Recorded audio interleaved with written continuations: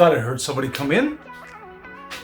Welcome back, fathers, dads, buds, and lads. This is your man Trent.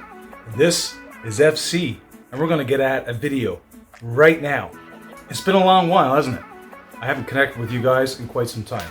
So, whoever's out there peering into their screen and looking at this bearded guy, we just want to give you a special welcome aboard the FC train. I'm just here in my garage, of course, and I'm just messing around with my rods and my tackle. Of course, it's how I like to spend my time. But I've got time for you. So over the last little while, we've been doing a series on how moms and dads are different. If you haven't checked out any of my last videos in this series, why don't you go ahead and do that now before we get into this one. Up until this point, we've dealt with playtime, how moms and dads are different in the area of playtime, in the area of communication, and today we're going to talk about discipline. So, without further ado, like we do when we get a fish on, let's set the hook in this episode and get right at it. 1, 2, 3.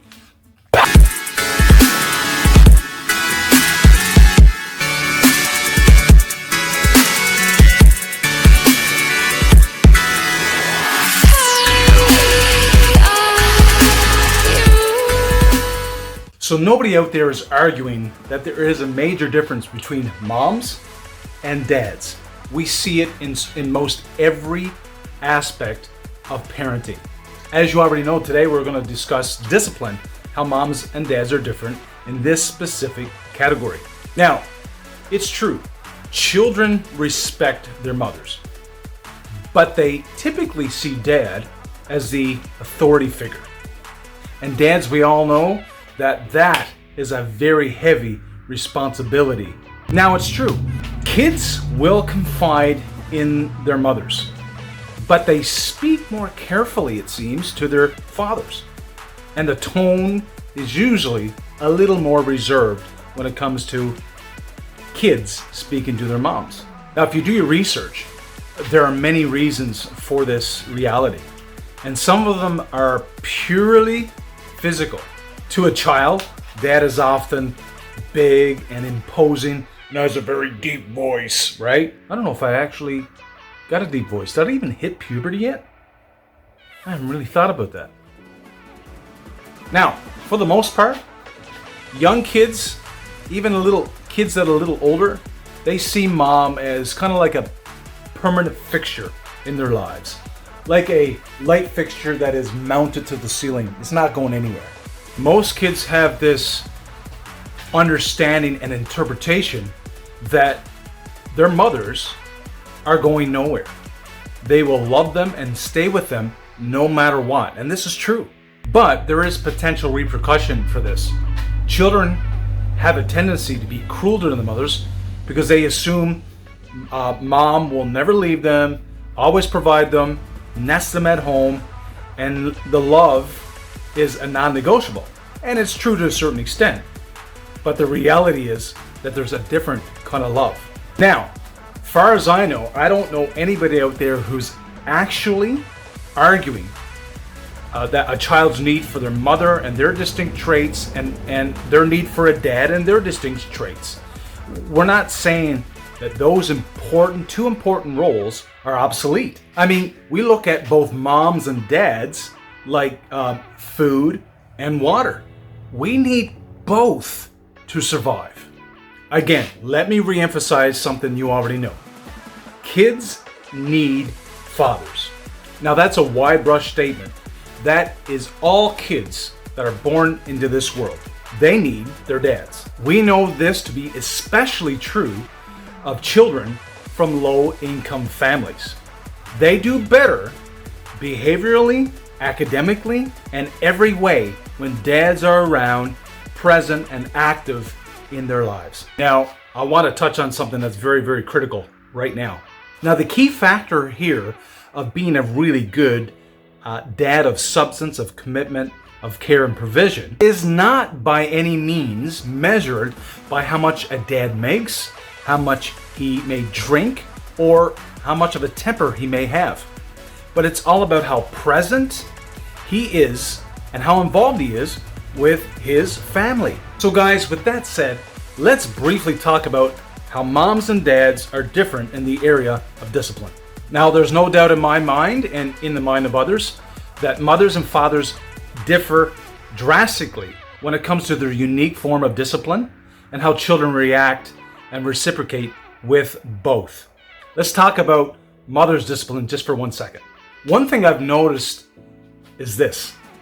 Mothers have a tendency to point out the social cost of being a real idiot or a ragamuffin when disciplining their kids. I mean, come on, let's face it. It is so critically important for kids to know this. I mean, considering your goal as a parent is to see them have long-lasting and respectful friendships and not turn into some kind of spoiled human being. It's like dogs without proper boundaries and proper discipline. What ends up happening is they end up ignoring you as their pack leader and running amok, causing them to be completely out of control and out of touch with who they really are. Now, time out. I want you to remember this right here. Any relationships without boundaries and discipline will lead to rebellion, and that's a known fact. Having said that, let's jump on over and let's learn how fathers discipline their kids. Now, fathers, on the other hand, are more inclined to point out concrete results of bad behavior, including things like jail time or fines. So, for example, if you steal, there's harsh consequences, son, for that action. And kids need to know that stuff too, unless you want to establish a bail account right now. In the end, guys, moms tend to point out the social repercussions for acting disrespectfully. Kids need to know this very important point without a doubt. And dads, well, let's just say we're the Quasimodo of the parenting world. If you don't know much about Quasimodo, Quasimodo was born with a hunchback, and he was feared by the townspeople as a sort of monster. But he finds sanctuary in an unlikely love that is fulfilled only in death. Dads, it's possible that our kids may perceive us as a type of Quasimodo. They may fear that we have some sort of flawed and fearful defect in our discipline. But you and I both know that our kids will come to find out that we're nothing to be feared and can find the solace and love they need that will reassure them that we have their best futures and future lives in mind. And we hope that it will lead them to live life as beautiful, contributing members of society. So, moms and dads, hey, keep the strain on it. You never know that as you continue to be disciplined in how you discipline your kids and keep focused, you very well may land the big one. Meaning, you may land a child that is fit and ready for contributing to society and loving them in return. It's been a slice. It's been great hanging out with you. So glad that you popped by today. Hey, if you're new to this channel and you like this sort of content and it helps you, why don't you go ahead and subscribe and ring the bell down here to be sure that you catch new content when I come out with it or when I go live.